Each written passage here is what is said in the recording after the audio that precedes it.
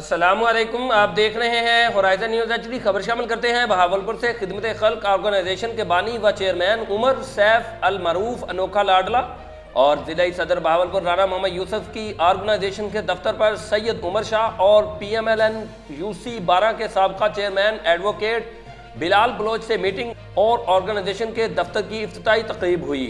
مزید جانتے ہیں ہمارے نمائندہ خصوصی شان احمد سے۔ جی شان، بتائیے گا۔ جی بالکل، خدمت خلق آرگنائزیشن کے بانی و چیئرمین عمر سیف المعروف انوکھا لاڈلا اور ضلعی صدر بہاولپور رانا محمد یونس کی آرگنائزیشن کے دفتر پر سید عمر شاہ اور PMLN UC 12 کے سابقہ چیئرمین ایڈوکیٹ بلال بلوچ سے میٹنگ اور آرگنائزیشن کے دفتر کی افتتاحی تقریب ہوئی، جس میں ویلفیئر کے منشور اور فلاحی کاموں کے متعلق مشاورت ہوئی۔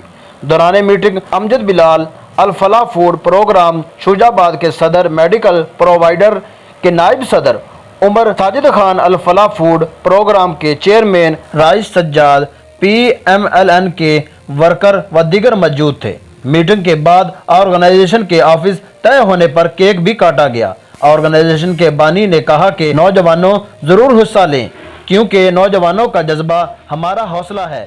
جی مزید خبروں اور اپڈیٹس کے لیے ہمارے YouTube چینل کو سبسکرائب کریں، بیل آئیکن کو پریس کر دیں اور ہمارے Facebook پیج کو لائک کیجیے۔